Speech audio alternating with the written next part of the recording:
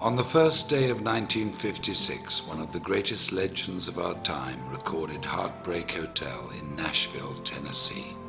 His name was Elvis Presley, and this, his first hit, officially introduced him to the American national music consciousness.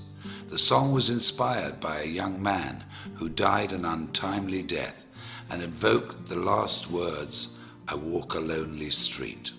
It was a song that would serve as the definition of a generation of music unlike anything the world has ever seen since. On that day, something else had taken place, perhaps not so momentous at the time, but that would prove to also define a generation, not of music, but of changing people's lives, and who would also die an untimely death as fate would have it. On January the 1st, 1956, in a gritty little neighborhood tucked away in South Los Angeles called La Mirada, Mark Hughes was born. His life was fairly unremarkable. Born to Joanne Hughes and raised by her and Stuart Hartman, whom she married, Mark was probably reared much like many of us. Mind your manners, be responsible, keep your elbows off the table, make good choices. He was skinny and good-looking, polite and friendly, and very protective of his two younger brothers. The quietest of the three boys, he'd inherited his mother's good looks and Stuart's focus and intensity.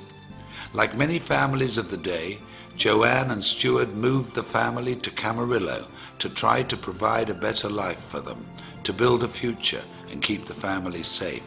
And like many other families of the day, their not-so-picture-perfect marriage fell apart and resulted in a divorce that would change the family forever.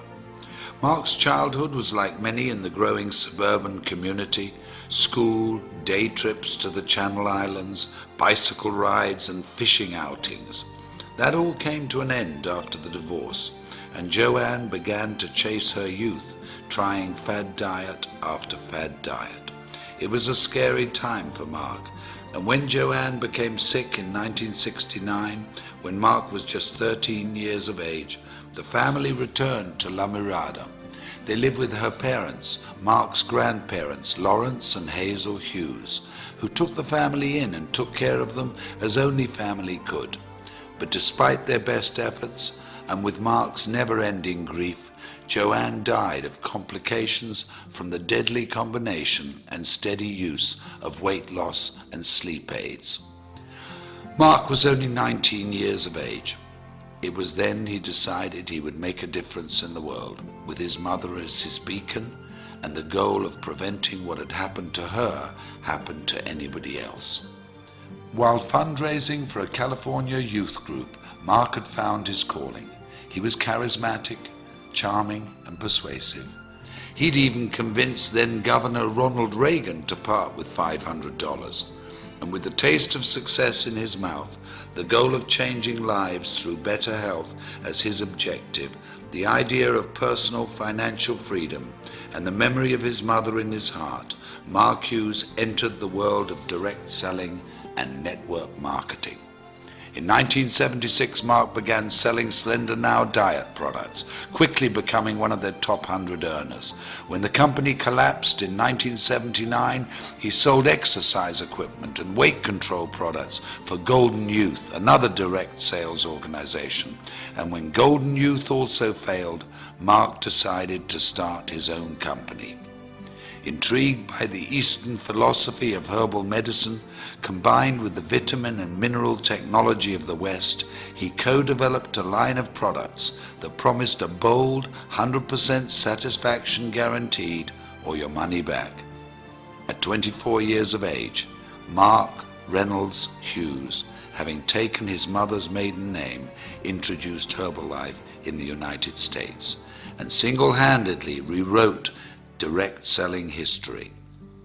Unremarkable turned quite remarkable, if you ask me.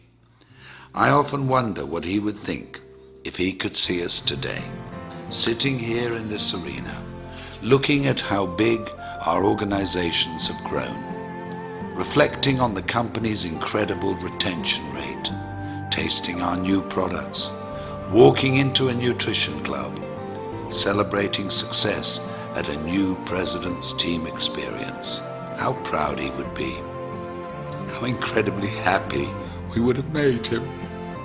I know in my heart, as many of you do in yours, that his light is what has made this possible, that his vision is what fuels us, that we are forever changed because of his influence on us and his belief that despite what we may think of ourselves every now and again, we're truly remarkable human beings.